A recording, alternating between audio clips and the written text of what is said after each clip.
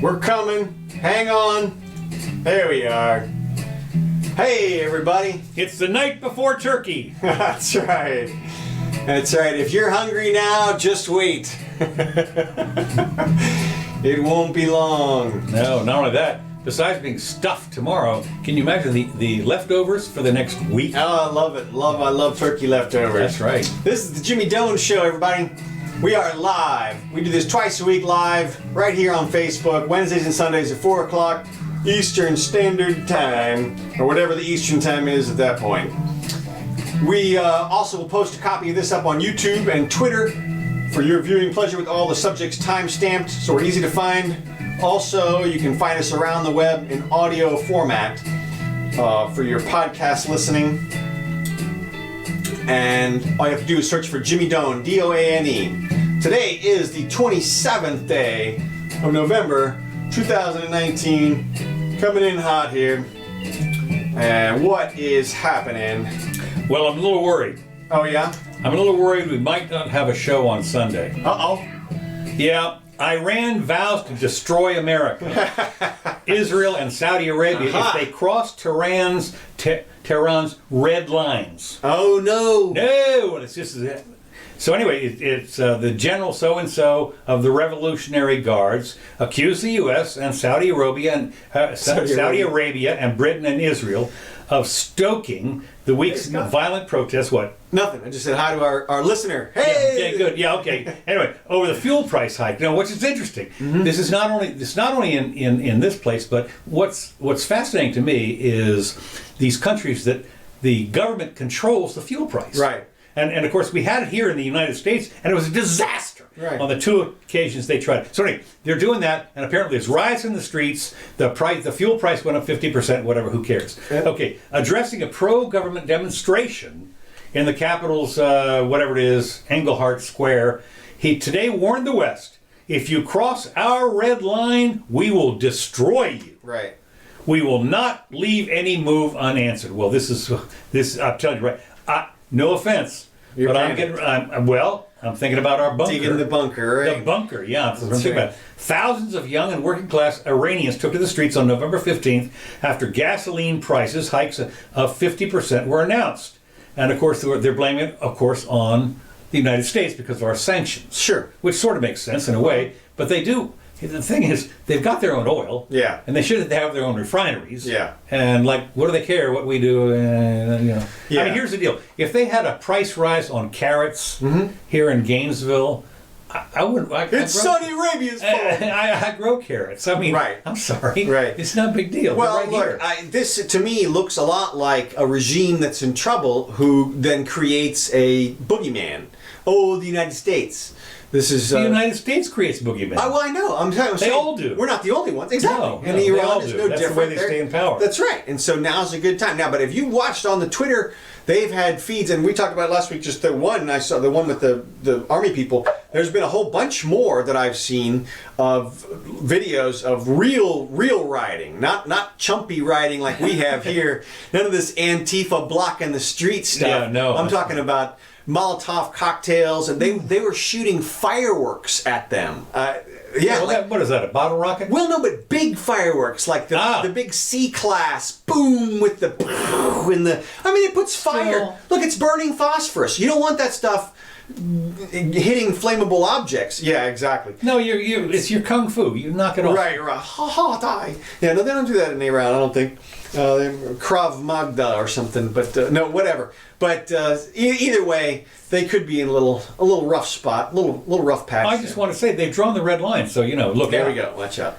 Okay, a couple of things right in a row here. Okay. Our president has honored Conan. Conan the Barbarian. I think that's what the dog. Right. But of course, the first thing I thought of was Conan on Late Night. Yeah, sure. The red-haired Conan. Yeah.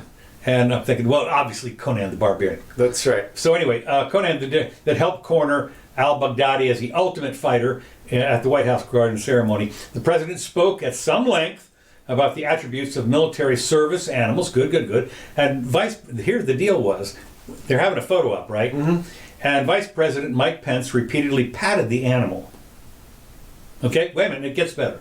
And of course, the other thing in the news was that Melania, standing beside the Trump, sported a Dolce and Gabbana cloak, whatever the hell. I mean, apparently this is some Italian. She's got the best clothes on earth. Of course she does. Right. But I mean, this was the news, okay? Right. There was somebody that looked at that and said, "Oh, well, I know what that is. That's a Dolce and Gabbana." Well, you know. Okay, so anyway, The news but I it was saw about Pence who got and gave the most puppy love. He reportedly scratched the Conan on the head while the president spoke, and when he stopped petting the dog immediately looked up at to Pence, not to the president. Oh, I see. For more petting. So it was just in the photo op, when you're looking at stuff like this, it's always interesting to see what else is happening, kind of thing. So apparently he talked as Trump does, at length, as they say. No. Now, speaking of dogs. Okay. Should dogs have to buckle up for safety? Oh my God, this is This is unbelievable. There are, and it says here in this article, there are busybodies. It's happened here. No. Here in Gainesville, hectoring state and local governments to pass laws making it unlawful for dogs to ride in the back of a pickup truck unsecured. Right. Now, even going so far as to mandating that they be strapped in. Now, Right. I don't know how. Exactly. I mean, It's like you said, special harness. Especially when they're sitting inside the only vehicle. $1,000 you can get one. No, but I mean, think about it. You put a kid and they're in the doohickey thingy. Yeah. But a dog, you've got a special dog, something. Yeah, sure. Whatever. Yeah. Okay, this is great. Of course, unfortunately, what they're worried about is they're worried about the dogs jumping out and being killed. Right. Now, a couple things to remember. Number one, the driver of the truck, of the pickup, let's say they're in the back of the pickup truck. Okay. And they're riding around out there, and dogs. I mean, I've seen them 100 times, and they're loving it. But even the dogs know not to jump out, number one. Yeah, all the ones that are still alive after the first ride. Well, that's true. And the other thing is the owner doesn't want to kill the dog. Of course. So the owner will at least have taken maybe the dog out, in a circle or something to make sure, and thrown a rat out the window or something Exactly. to make sure. So anyway, the owners don't want the dog to die. The dog doesn't really want to die. And so that's not good enough. Not good enough. We need a the thing is, regulation. in the back of a pickup truck, how do you restrain them? You tie a chain around their neck. That's right. Yeah, I mean, what are you talking about? The dog jumps out and is dead. It's like, well, not like Jeffrey Weinstein or not like Jeffrey Epstein, right, yeah. Because we know he didn't strangle, but seriously, the dog. So the point is, I'm sitting there, and so inside the vehicle, as you know, how many times have you gone down the road and the dogs are out, out the window, and they're loving it. Yeah. I don't understand personally. I love dogs. I mean, I'm a dog person. But what I don't understand, having ridden motorcycles before, is how they avoid the bugs. They probably eat them. Probably Maybe, looking for the but bugs. I mean, your eyes, I mean. Well, yeah. But they're loving it anyway. I don't Yeah. know. Maybe they have bug-eating eyes. I don't know. Yeah. But anyway, the owners know. So it works both ways. An owner knows that his dog can't be trusted. Typically, won't put him out there. No log required. kidding. The point is, there's no log required. Yeah, for that's this. not going to stop. Look, this is just more. There's a pendulum swing to protect animals. They've had. There's recently some kind of a law passed, or another make it a felony to hurt your animal. That kind of I stuff. got that. Okay, yes. Oh, we're going to talk about that. So, in a minute. to me- nation. No, that's a federal felony. Oh Jesus. No, I'm serious. He signs an animal cruelty. No, that's federal now. Wait a minute. Federal. Locally here, Right. Locally here, we have a thing about Yeah, the leash law here. We have a leash law, number one, of course. But we also, I believe, have some stuff about putting the dogs in the back of your truck. I don't know. Okay. Could be. I don't know. But what gets me about is that if you have, let's say you pass this law where you have a dog harness in the back seat, like as you have for your kids. Right. I remember this one time specifically, and this is how bad it is. I was babysitting for two kids, about ages, I guess, 6 and 4 maybe, or 6 and 3. Okay. Guy was 6 and the girl was 3, and I was at Toys R Us. I was babysitting. I was with the mother's car, and they had all the baby seats in there. The kids went. I turned them loose in Toys R Us because they were having a grand old time. You could do that back then. Then I decided I wanted to go over to the mall, which was like 300 feet away. Yeah. And I was panic stricken not to put them in. So I didn't. I mean, I violated everything you can imagine. I put them in the car. I said, don't move, don't look out. And I drove, literally 300 feet. Oh my God. And I'm telling, it gets worse. This particular day, so we got out, and I was saved from having to buckle them in. Right. And this is the thing with the dog. Are you every time you go down the block, you go next door, you have to buckle the damn dog in if you're not going to get arrested? Yes. I mean, absolutely. Revenue enhancement. Now, so anyway, I went down to the mall, and I'm babysitting, and I figured, how good could it be? The mall was quite large. I don't know, 500,000 square feet or more. So we walked from one end of the mall and back, or whatever it was, and I thought, I'll give him a treat. So I went to the cookie place, and so I was, and I told the kids, there was like a 3-year-old girl and the 6-year-old guy, whatever it was, little kid, and I said, watch out for your sister. And I turned around to buy one of these big cookies to break up for the kids. Mm-hmm. And when I turned around, the little girl was gone. I mean, you know how they do. Well, it turned out, I'm looking around, I said, is she going to go on far, obviously? What happened was there was a little, I don't know, wasn't a kiosk, but it was a blocking something, a sign maybe that said whatever. And obviously she walked around the back of it. Mm-hmm. So I told the little boy, I said, let's go find your sister. So I went around to find the sister, and there she was, of course. Interestingly enough, there was another lady there with her kid in a, and I turned to the little girl, I said, honey, would you like a cookie? Well, right away, all the alarms went off with the other mother, thinking I was some kind of total predator. Oh, right. No, I'm telling you, you can tell she's memorizing everything about me. Right. I said, no, tell her who I am. Well, of course, she's 3. She didn't. She didn't know. I don't know that guy. I don't know him. Yeah. Unfortunately, the boy said, yes, it's okay. Right.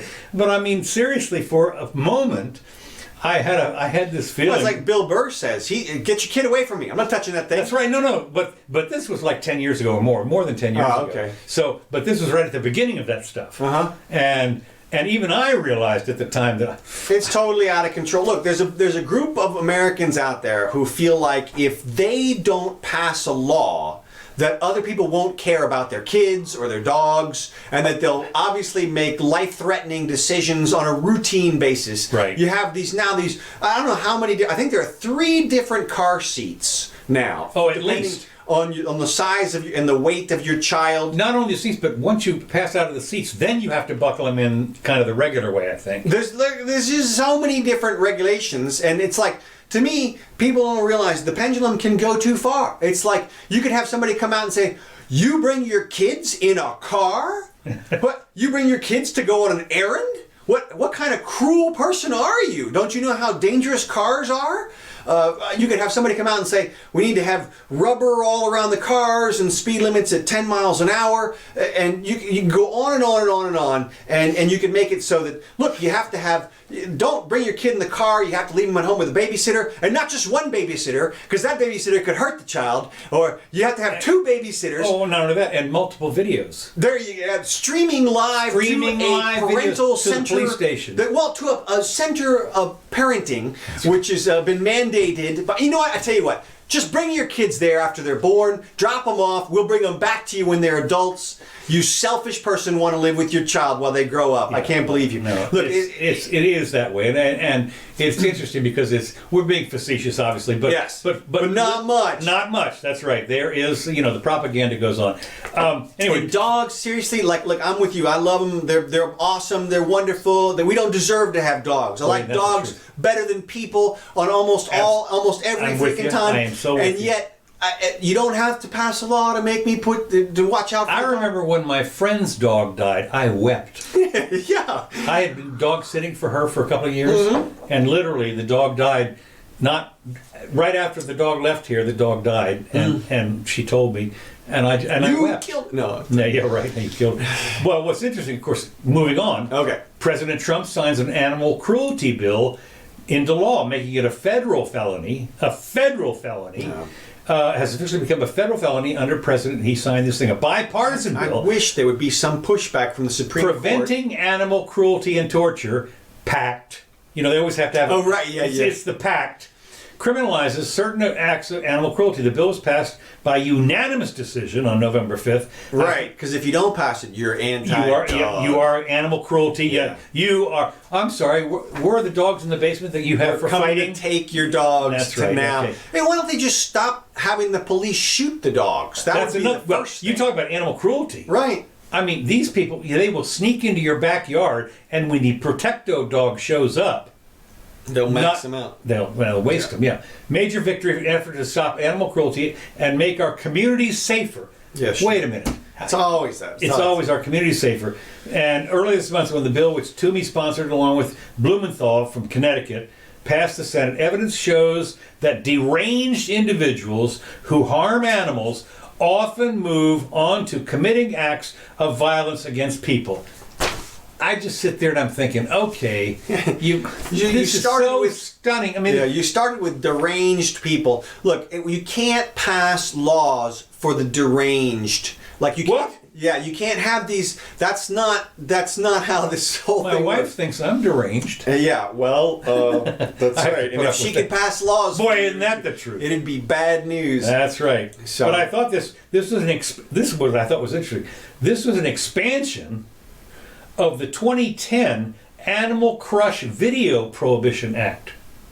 Oh, whatever. I Well, mean, this was 9 years ago, Ugh. which made the creation and distribution of, quote, animal crushing videos illegal. Well, oh yeah. What are you talking? These Look, are like what do you this call is- it? to me, They used this to is- have this the videos where they snuff videos. Snuff videos. Yeah. Right. Well, look, they had a bunch of videos of. You know what they did? People went around to the humane societies where they would euthanize all the animals, and they went out back to the dumpsters where they were throwing all the piles of dogs and cats and stuff, and they were filming that stuff because they were saying, we kill millions, literally millions of pets every year. I know that. And it's all fine as long as it's done by a doctor with a license and a syringe. And a syringe, yeah. And yet, to me, you want to work on animal cruelty? There's your target. Well, you got that right. No, you're exactly right. Okay, moving on. Okay. We're talking about fake news. Oh my God! Yes, we have much in censorship this week. Do we? Okay, Yeah, well, yeah. this is the one. Now, I know that there's a lot here, but this, believe it or not, is in Singapore. Okay. Now, Singapore, in case you don't know, has... Bring us to Singapore. All right, good. Live. There we go, Singapore. Singapore, 50 years ago, before this one guy basically took charge, was a nothing burger. Yes. And it has gone crazy. It has gone totally capitalist. Everything. It's like the next Hong Kong. It's so rich. Yes. Over there. But a lot of it has been you can't spit on the road. You can't chew gum and walk. There was this one guy that was being caned because he scraped a car or something. But they have some pretty draconian laws for being a proper Singaporean. Mm-hmm. So anyway, they have now just passed a law, apparently, which took effect like a month ago. It's questioning, they have a thing against fake news.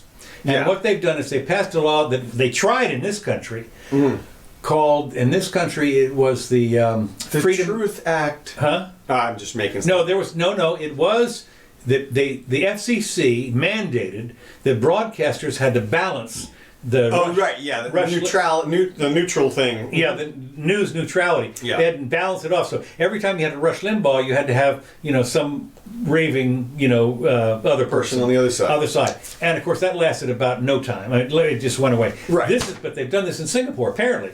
Well, it's And a what they city. said is, which is interesting, they said they have a minister now that checks the stuff out, and if the news is false or misleading, then they fire up somebody else to counteract it, a government person. Because what happens is there's the false or misleading stuff usually has to do with somebody against the government. Okay. And they'll say, can you believe that the Singapore government did this, that, or the other? Right. And right away, the minister of whatever Truth. he is there, the protection from Online Falsehoods and Manipulation Act, otherwise known as POFMA. Yeah. I'm telling you, POFMA, it's right here. And so they have no problem following the request, as I feel that it's fair to have both points of view. So you have, as you would expect, this, what's fascinating is, does the government ever do propaganda? It's so funny. Propaganda, it's like these people have never heard of propaganda before. I know. There's an article in Rolling Stone this week about how maybe the Russians are going to be back this time around. Yes. And they're like, look, don't be surprised if that lovely tweet, this inspiring, uplifting tweet that you retweeted was actually from a Russian bot. And here's the trick. It's a Trojan horse. First, they're going to lure you in with these good tweets, and then they're going to turn them all bad. It's like, well, then you won't retweet those. No. I mean, it's so not only easy. that. This is the same thing that happens when they talk about predatory pricing. Right. You reduce exactly the price down to here, and as soon as you go around, we're going to raise it. No, I'm sorry, it doesn't work that way. Good luck with that. Good luck. It never has worked. No, and same thing. They're You're trying right. the same exact thing with the thing. You had Sacha Cohen, who I love. He's Borat and yeah. That was cringeworthy. What, his speech? The first one. Oh, okay. When he walked around, pretending to be whatever he was. Oh, yeah. Oh, it's great. Oh, it's great. I know you loved it. I'm with you. I was cringing. I was cringing. But he's fantastic. No, I know he is. One time he gave a speech as Ali G at like Harvard for the commencement. Right? Yeah, and he was like, "You all does like me because," I can't do his thing. It was great, but he did it all. You's gonna have good future, it was great. And it was perfect. But he should have done this speech in that voice. Oh, is that right? Because it was so stupid. It was the same exact thing. It was, Facebook is ruling the world now. Yeah. Because they have a platform. Like, that's his whole thing, is they're so influential, they have to be censored, because otherwise, they would allow the new Hitler to run a TV advertisement. Meanwhile, I'm in. Well, look, the whole point. Hitler did do advertisement. He had a New York Times op-ed. He was Time Magazine Man of the Year. What? Yes. Really? Yeah. When? 1938. No kidding. Yes. Now, they claim he was, at that point, the Man of the Year was most could have been a bad. Yeah, right. No, exactly. That's true. But it doesn't matter. The whole point is they promoted him. They put him on the cover, and he's out there. And the same with the New York Times. The New York Times. This has already happened. All the news is fit to print. The cure for bad news is good news. It's not control of what you think is bad news. This is what I had a great tweet from a mathematician this week. I saw. Okay. Yes, this is perfect. He's like, all those people who think you can create an algorithm that will generate a truth where you put the input in and it tells you back whether or not what you put in was truth or not. Good luck with that, because we've been trying that for, centuries, and there's a whole list of unsolved math problems that are just conjectures. Is this true? If you can prove it, you get the Millennial Prize. You get the Nobel. You get everything. You woke up, that's right. That's it. You're right. And it's interesting because there's like 9 or 10 of them. I've looked at them. Yes. And I worked on one. Yeah, well, no, sure. Everybody's played around with them if you're a math hobbyist. But the point is that empirically, mathematically, this can't be done. Right. So you have to have a person that makes the judgment. One of the problems you've got that really destroys people, and they refuse to, is math. Yeah, well, I said just, the magic. When you look at the debt and all the money that's involved here, there, and the other place, and all stuff, and it's all math. And this is obviously the hardest math out there. This is math that proves that you can't prove stuff with math. Right. Which is like, ooh, that's tricky. So, but you have to accept that. And the fact is, I'm sorry, Sasha, you're never going to have an algorithm that checks for truth. No. You have to have people do that. And you don't have to have censorship. Well, what's interesting you should mention, though, is that Wikipedia pretends to do that. In other words, here's the deal: people can walk in there, and a lot of the stuff is dead nuts on the money because it's all cited. Right. But a lot of people go in there and jam it. They'll put some stuff, edit something. They'll edit, and then they now have set up another board over here someplace that says, wait a minute, we better double check this. Now, again, shit gets through there. That's what happens. It happens. And the cure for that is very simple. If you're confused about some information, go get another source. Right. That's what you do. You cross-reference stuff. That's how we do it. Well, one of the problems is some of the sources, especially you go to the you go to the Library of Congress, for instance, and pull out a book from the 30s or 40s or 50s, and a lot of it's the same mythology. So that's an original source, all right, but it's wrong. Well, that's why you have multiple. That's right. That's exactly and right. You keep cross-referencing Right. if there's any discrepancy until you get a consensus of some type that's okay with you.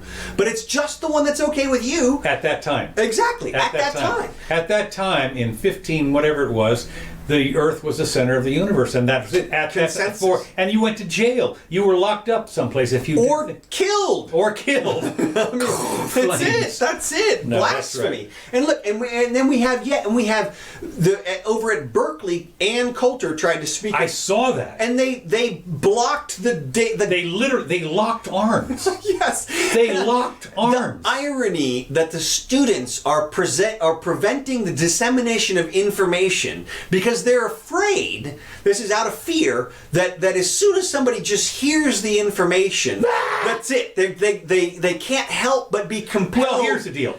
What they did is, here's exactly what happened. They watched Attack from Mars. That's right, yeah. And what they thought was, hearing Ann Coulter, attack, right. it was... That's it. That's and they were exactly. just, everybody's going to explode. Mars Attack, I'm sorry. Mars Attack. Yeah, no, yeah. When you hear the song... It's just everybody's like off the deep end, God, and then you see the real. You want to see what the real reaction is. In China, they torched the Epoch Times press over there, and one of the things that all this tells you is this much: every time you find people that go totally off the deep end about something that offends them, that shows you how insecure they are. Well, exactly. Well, they're totally it's out of I fear. can't see anything else because, and I guess, and deep down inside, they know they might be convinced. And it's motivated by fear, and fear is a big one. It's terrible, and yet so here they are, literally book burning and stuff this week. It's amazing that people are still jumping on the censorship train. It's unbelievable. It really is, and of course a lot of it is, it's not even that subtle anymore with the PC business. I mean, we have down here when there are certain things you can't say at the commission meetings. I mean, they'll have somebody escort you out with a gun. They'll escort you out if you say nasty things, or if you say if you're on there more than 3 minutes. Anyway, let's move on. Okay. I'm moving on totally down to Mexico.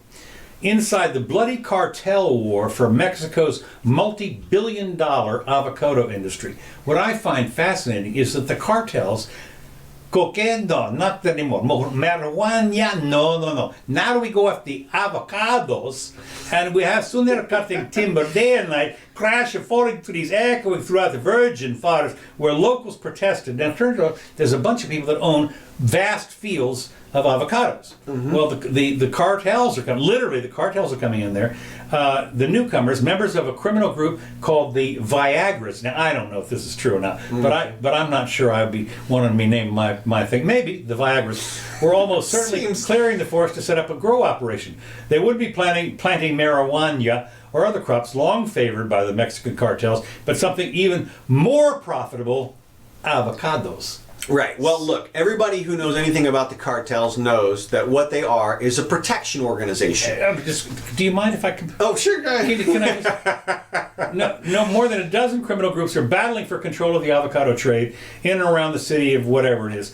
After seizing control of the forest in March, the Viagras announced a tax on residents who own the avocado trees, charging $250 a hectare for protection fees. Right. So exactly. And look, this is what happens is whenever you have a government that starts to exclude too many people, and by arresting them and giving them criminal records or preventing them from doing stuff, you get an underground, you get a black market, okay? And the black market, as far as I'm concerned, is the legitimate market. Well, of course it is. It's people just trying to serve each other's needs. Right. Now, but what happens is, and they know that as well, but here's the thing, they can't call the cops anymore. No. For anything. Right. So what happens? An organization springs up which says, hey, we'll protect you. We're the mob, whatever it is. Well, the problem is there's two mobs. Well, of course. Yeah. And then they fight. And so then you get Utah people slaughtered down there or whatever. Well, they said in May a convoy of pickup trucks loaded with Jalisco fighters raced into the woods, and an hour-long gun battle broke out. Now, and who knows, but there's apparently a big fight over sand right now. What? Sand. Yes, because as sand is used to make concrete. Right, I know. And it has to be the particular type of sand. It can't be it can't be desert sand. It can't be? No. Desert sand is too smooth. It's like it's round and it doesn't hold together. You can't just go bucket up the Sahara? No.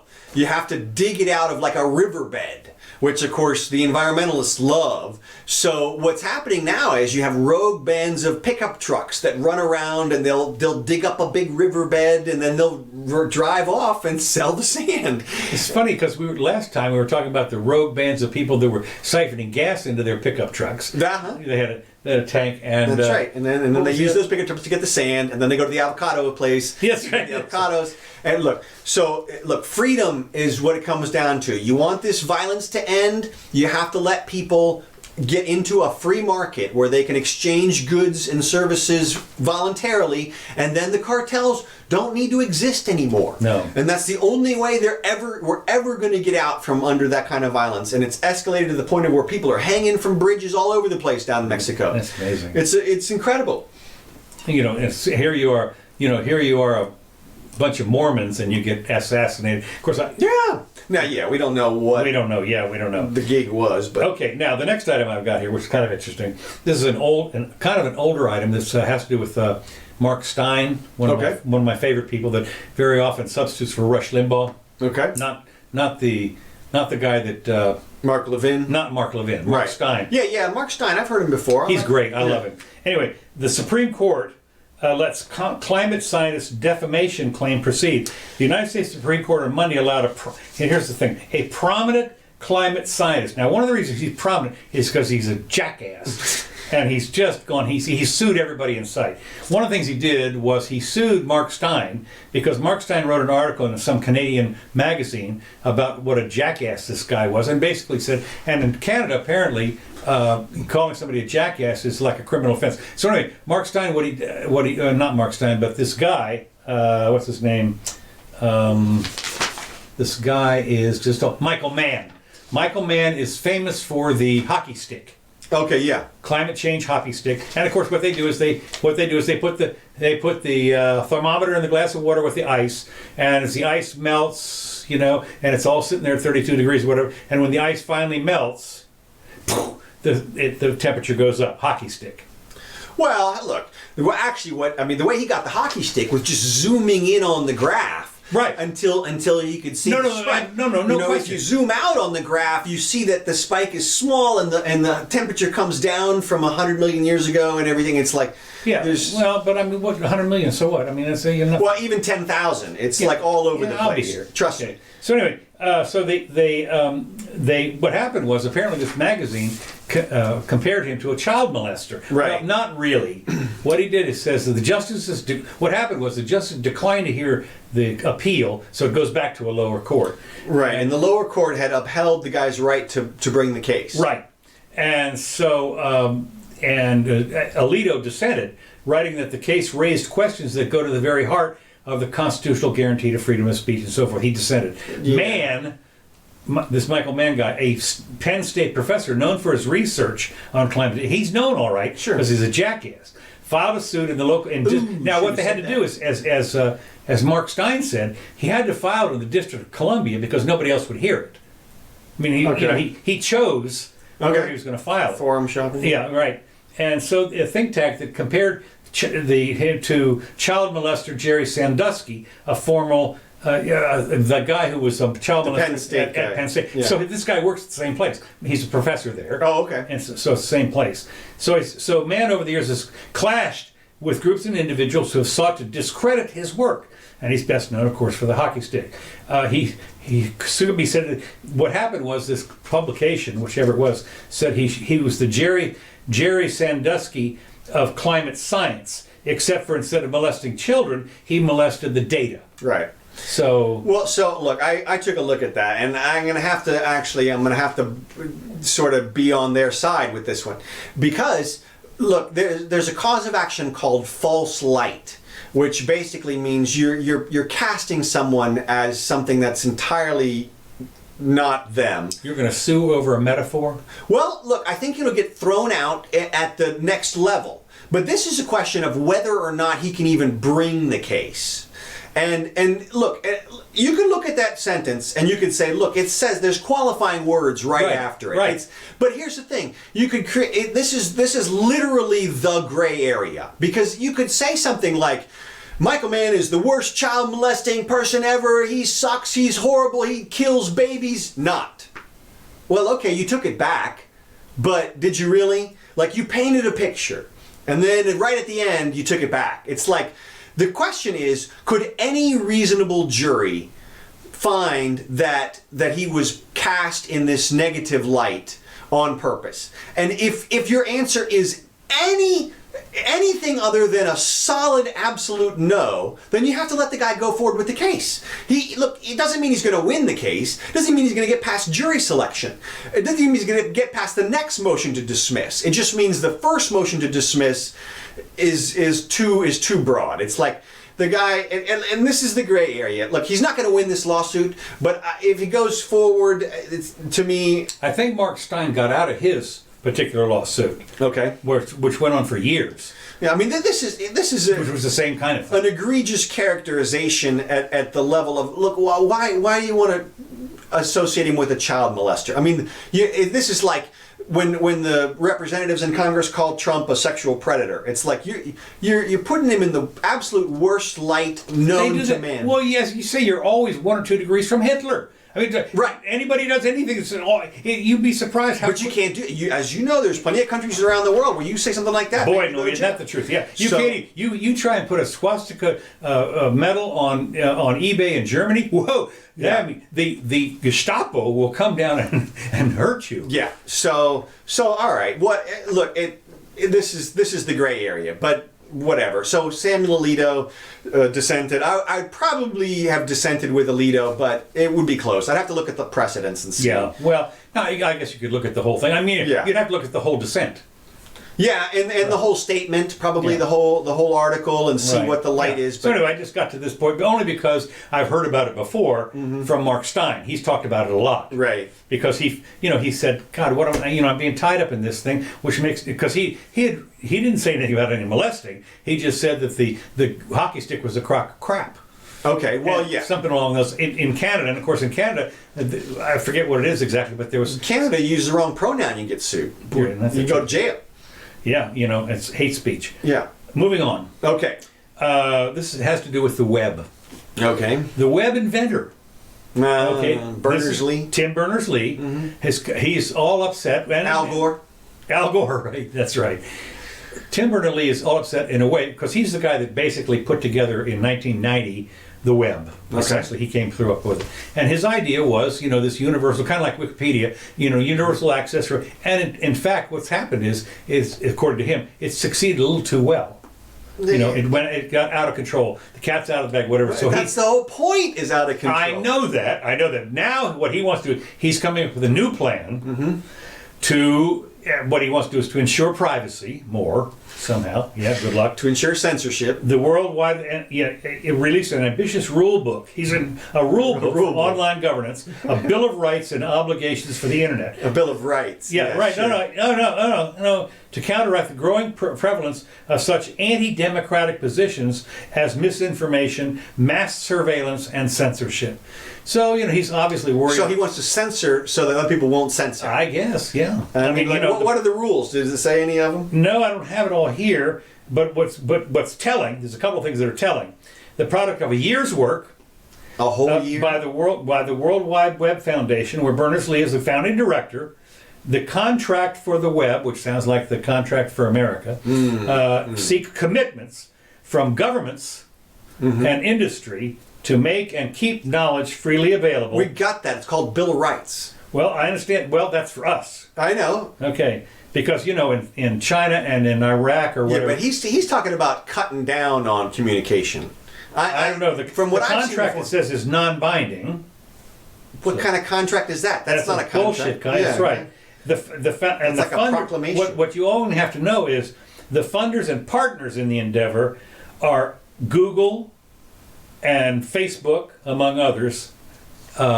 They're the big tech. So here's the deal: if they're your partner and they're saying, "Well, we're going to give up our data collecting business," or no, I'm sorry, no. Let's make it fair so we can get some competition in here. Yeah, right. Yeah, it's no. Look, I don't know what that guy Berners-Lee is doing now, but the last time I read an article about him a couple of years ago about the same subject, it was he wants more control. He's an elitist from the standpoint of he believes that his baby, the internet, is being used in quote inappropriate ways, like right. and he wants to stop that. Well, look, guess what? Every tool can be used. Look, fire, okay, can be used for benefit or for murder. And what are you going to do? And so you put it out there, and you have faith in humanity is what you do. And you, fool. That's right. And you let it go, Berners-Lee. Let it go. It's gone. No, it's out. right. The cat's out of the bag. It doesn't even matter what he wants. Well, here's the deal. If they can't shut it off in Iran, if he wants, right? Well, here's the deal. If he wants to, like he did the first time, put it out there. Put what out there? His new web. Yeah, exactly. If people like it, they'll grab it. Here we go. No problem. I mean, space time or whatever before Facebook, MySpace. MySpace. I mean, bye. Yeah, exactly. I think people don't realize. I saw. Yeah. Oh yeah. Well, it's a zombie organization now. It's like. Is it? Yeah. It's like a. There's a few. Well, I know a lot of people are moving from. From Twitter to. There's something now called Parler, which is open. Well, whatever. Yeah, and look, but again, this illustrates the concept that there are always alternatives. Yes. I saw this week where CNN, I think, had on a cult leader to discuss Trump's cult-like following. Right. And how he was really a cult leader. Okay. And how he had power over all these people. Ooh. Only... What power? It's a secret ballot. You get to go in and vote for whoever. Like Scientology? It's like this is more of once he says words, there's no way your mind can escape the power of his words. He's taken control of your mind because you heard him speak. It doesn't matter that there's alternatives or another voice or any other information you could get from the web or Google or anything. It's too late. You're indoctrinated once you hear the cult leaders speak. I love it in the comic books. When they do this, they show little lightning things coming out of the guys. That's right, or swirly eyes. It's like, okay, sure. Well, again, the weak-minded, That's right, exactly. That's right. But you don't pass. These are not the people. That's right, but again, you don't pass rules for that group. It's no. I love it. So okay, moving along talking about privacy. Okay. The California DMV is making $50 million, which in California budget is in a rounding error. Yes. $50 million a year selling drivers' personal information. Yes. The DMVs across the country are selling data that drivers are required to provide in order to get a license. Yeah. I mean, this information includes names, physical addresses, car registration information. California's sales come up with a state which generally scrutinizes privacy to a higher degree. Well, not so much. And not so much. Asked if sale of this data was essential to the DMV, Marty Greenstein, public informations officer. Marty. Okay, now, of course, who's paying who's giving him a check every day, wrote that the sale furthers objectives related to highway and public safety. Right. So we only sell to insurance companies and car companies. Including the availability of insurance, risk management, vehicle safety recalls, traffic studies, emissions research, background checks, and for pre and existing employment purposes. Background checks? Yeah. Like what does that have to do with drive? Like if you're a criminal, you don't drive as safe as. No, it's not. I guess. I don't know. I mean, I beat my wife, and I'm a horrible driver. It's just interesting. It's the DMV. He says the DMV takes its obligation to protect personal information very seriously. Oh yeah. And only authorized people are allowed to go to this. Nobody could hack in. No unauthorized. It's responsible. When you ask for it, you have to give an ID as who you are. I'm a reporter. I am from China. I'm right, or whatever it is. Only released to authorized persons or entities for only authorized purposes. Yes. Sure. Okay, good. So, look, employees are trained in the protection of DMV information, and anyone accesses information has to sign a security document. Ooh, right there. It's right there. That's right there. secure. I promise. Right there. Whatever. Yeah, it's secure. Protected by paper. God, I tell you. Look, if anybody, I know, but apparently California's not the only one. But it's $52 million, and this guy gets paid out of that. Whoever the information officer, and it's not going away. But if the bottom line is, if you've got a California driver's license, you're out there. Look, if you've got anything, I mean, website, and now, browser. Not only that, they now have the official. What do they call it? The ID, the real ID. The real ID. That's coming in next year. It's already here in Florida. Well, it's mandatory. Mandatory. October next year. Yeah, mandatory. So your papers. Your papers. Yeah, you want to get on an airplane with an old driver's license? No, not you. That's it. Yeah, I'm sorry. I'm taking an airplane from Cincinnati Tampa to Miami. So Cincinnati, Miami. No, not you. Now. Here in Florida, coming here towards the end, and this is local news. Okay. Did we talk about iguanas? A couple times. Okay. Well, anyway, apparently it's a big deal, and of course they're like pets and stuff. And we talked about apparently they have a deal. The Humane Society has come out and said there's a humane way to kill the iguanas. I know. And apparently what happens is if it's still throbbing around after you beat it. You think you can't beat it again, right? No, then you have to take it to a vet or something. I guess I don't know, But it's interesting because it's kind of an invasive species, but it's a real friendly one. I mean, it's who gets hurt? It's not like a boa constrictor, eating your dog, right? Or an alligator. Yeah, exactly. We have literally man-eating reptiles around here, and they're worried about a freaking iguana. I don't think so. Of course, you can have too much of anything, but I thought it was interesting. One of the traffic taco stand, man. One of the well, they have new menus. Iguana taco? Yeah, something like that. Yeah, they have iguana something. They should. But what's interesting is that they were saying one of the little problems they're having are the tourists up and down one of the main streets where near the beach, whatever it is out there, whatever the Ocean Drive or something. Oh, something like that. And apparently they hang out all over the place over there. Okay. And the tourists stop and take pictures. Right. They take selfies with them. Right. I mean, these things are like this big. Great. Yeah, no. I mean, seriously. Great. And the other iguanas are just sitting there on the side. That's it. They're chill. They're chill. We went to Cozumel, and they're all over the place. Look, they don't hurt anything. No. They don't eat anybody. They don't do anything. They don't even make a mess. They're just there. They get out of your way. There's no problem here. This is another one of those things. Just like what's interesting is that what is surprising, in a way, for a lot of people who are newish to Miami, is that about a decade ago we had a huge freeze down there, and they were dropping out of the trees dead. Well, yeah, or stunned anyway. Totally stunned. They go into suspended animation. I mean, in the you tree. can thaw them out later. Well, maybe, but I'll tell you, half the time or more. For a while, apparently it was like you had to have an iguana umbrella when you're walking. Well, okay, no. I'm not worried about it. I know you're not.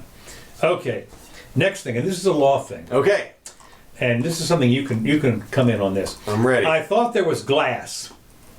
A grandfather is facing jail for dropping the toddler granddaughter 150 feet to her death in an open cruise ship window. Yeah. Fights breakdown, and of course he's crying. His granddaughter, he's devastated. He's devastated. Yeah, we talked about this as injustice in criminal justice a couple weeks ago. Oh, is that right? Yeah, well, yeah, because when they charged him, we talked about the Puerto Rican guys. Okay, well, he's apparently up in Puerto Rico. They charged him, which is in the United States. Yeah, and he's looking at 3 years. Yeah, I know. This is insanity.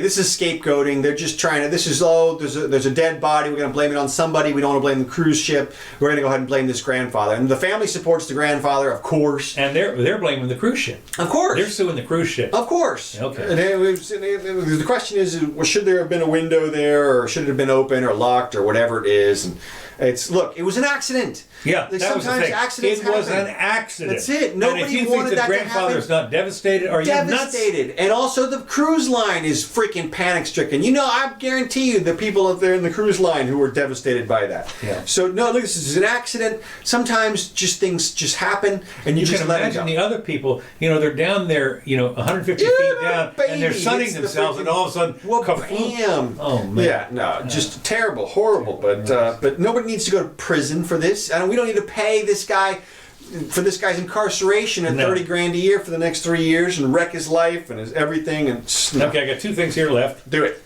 One thing, this weekend, starting about now, if you're listening to this show, and we probably won't be able to, if you're any place up in the Midwest, upper Midwest, or whatever it is, they are talking about record snows, cyclones, cold weather, everything. Day after tomorrow. Well, they're talking about, yeah, right, they have canceled something like 7,000 flights out of some place, whatever it is.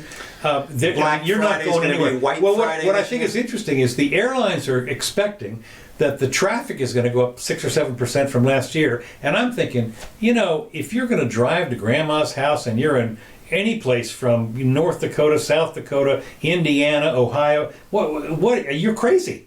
They're used to it. Well, you get in the car, you crank up the heat, as long as you got a decent battery and enough gas. And food and water. And blanket. Chains. Well, yeah, whatever.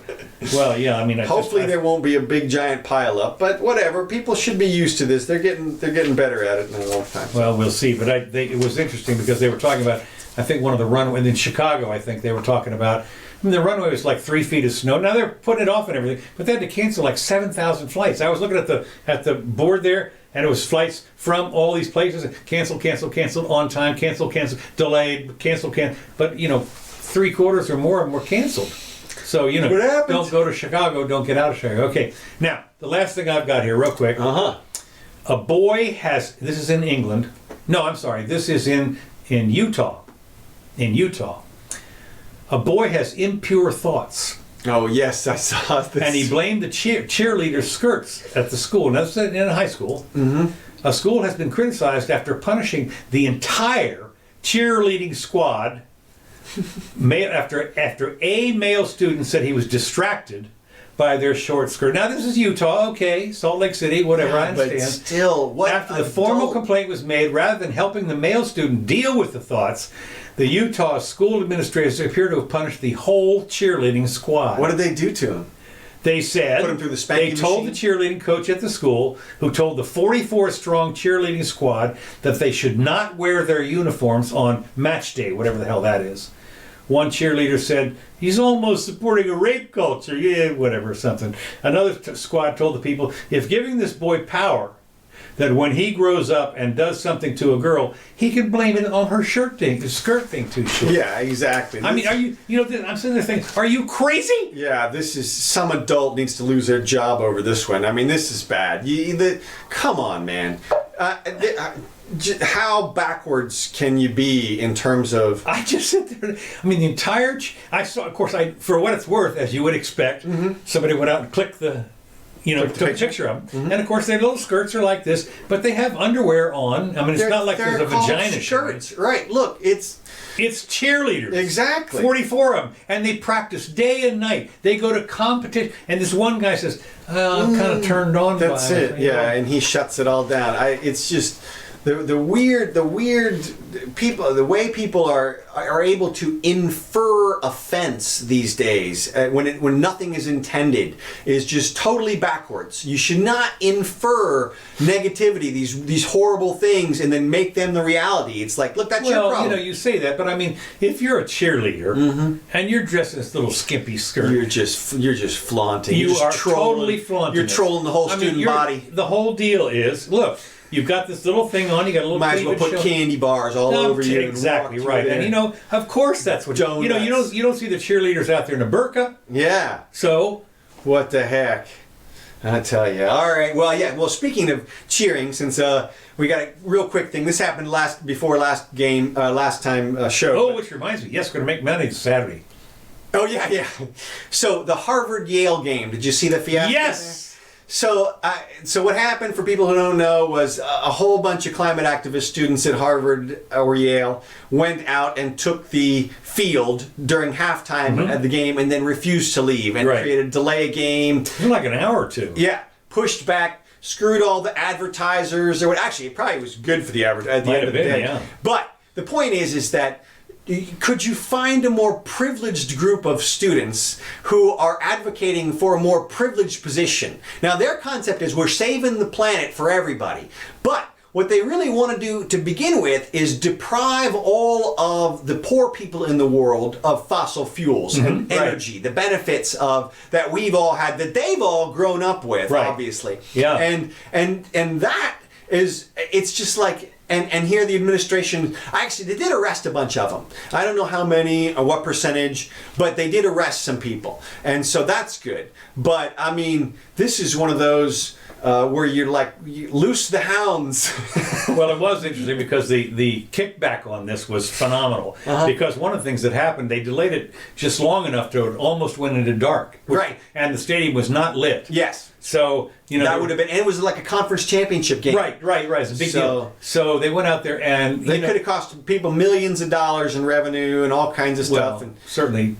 Some tens of thousands. Yeah, that's right. Tens of money. Tens of dollars. Tens of dollars. That's right. Yeah, but I just thought it was interesting. I just thought it was funny that these students, and of course, well, I mean that's their opinion, but yeah, I know, but they're wrong.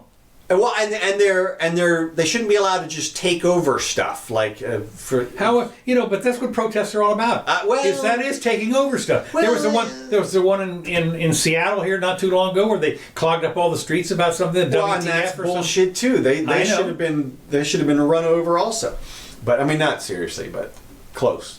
Bumper car or something. Yeah, you wish. So all right, so just real quick, finishing up.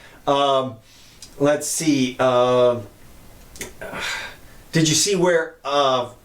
Shit, I don't like any of these stories. Come on. Okay, so there's been a big hoorah about who's got the black vote now, and I saw two different polls. One said 50% of everybody wants Trump removed, and the other poll said Trump has 35% support in the black community, and everybody was screaming back and forth, oh my God, this can't possibly be true, or whatever it is. I mean, to me, this is just hang on, because you can make these polls say whatever you want them to say, depending on who you ask. Well, not only that, when you realize that the vote is demographically is like 12 or 13% total mass. Yes. Yeah. So, but what they're hoping obviously is if you get a 90%. No, I understand that. It's the margin that makes the difference. Right. I understand that. But it's one of the things that's, and Trump brought this up. He says, for 30 years, 40 years, you've been doing this and nothing's happened. I mean, it's the same thing here in Gainesville. The other side of town here for 30 or 40 years that I've been here, they've been pumping money over there and nothing's really changed. It's pretty bad. Yeah. Well, there's not much you can do except for hire them, which Trump. Well, the other thing you do is get out of the way. Right. That's the main Let thing. people work, let them get jobs. Get out of the way. Without get rid of the minimum wage. Restrictions, exactly, of working, licensing, stuff like that. Also, they're going after Giuliani now. You saw that? No. This is a little turn. They figured, well, if we kick down the president's lawyer, then maybe we can get to him through that Really? route. So now what's he accused? He's under investigation for money laundering and really, yeah, murder, anything like that. I don't know. Well, how about a pedophile? What? Hey, he was in with it's much easier to get you on fraud or mishandling of funds or something like that. Of course, the other thing, the most famous one I love is. There are two things that are always great. One is when the cop shoots somebody, I feared for my life. The first words. Sure. And the other one is you lied to the police. Right. And of course they circle. That's obstruction of justice. Is another charge. They circle around so that you can't help but lie. I mean, if you're an idiot and say anything, right. And Giuliani is an idiot when it comes to talking about criminal stuff like that. And you would think he would know better. You would, except he's on the prosecutorial side, which means that he's totally self-righteous and believes that everything that he does is correct and right and true and prove it. Well, that's what they're saying. Well, right, and he should say that to them, but he's definitely not taking the defense attorney approach. So, and then finally, 3 men released this week, and this happens all the time. After 36 years in prison, they were exonerated because of the evidence and recantations and stuff. And this is why we shouldn't have prison sentences longer than 20 years or so, because no matter how good it gets, we don't have an algorithm which comes back and says truth or lie. No. We rely on juries and gray area and misinformation and missing information, and we make determinations, but we still should have a mercy. Now, were these guys on death row? I don't know. I don't I think think so. they might have been. Because I had a chat with a friend of mine here locally. Okay. And he said, this is why this is why we shouldn't have the death penalty or something. Or that. Yes. Okay. And of course, I wrote back and I said, you don't know. I mean, if they had been executed, you would never know. No, I know exactly. That's the whole. I mean, you would absolutely never would know. Well, and he said, yeah, but that's why we need to do this. And I'm thinking, well, but still. The preponderance of evidence, that kind of thing. Yeah. Well, and benefit of the doubt. When it comes down to it, There's always benefit of the doubt. Well, I was invaded by an alien. Yeah, that's they go into that. It's not. I know. That's not. I know they do. All right. Thanks for joining us, Scott. Appreciate it. That was a good one. Yeah. These tracks brought to you by Kevin McLeod. Thanks, Kevin. We really appreciate it. Oh, listen. Bitcoin $7,500. Okay. Hopefully everybody has an awesome Thanksgiving. We'll be back on Sunday. Yes. The 1st, right? Yeah, I think that's right. 9:30. Yep. The 1st of next month. Whoops. There you are. That's what I was looking for. I am Counselor Curtis. This is the Jimmy Doane Show. We'll see you soon.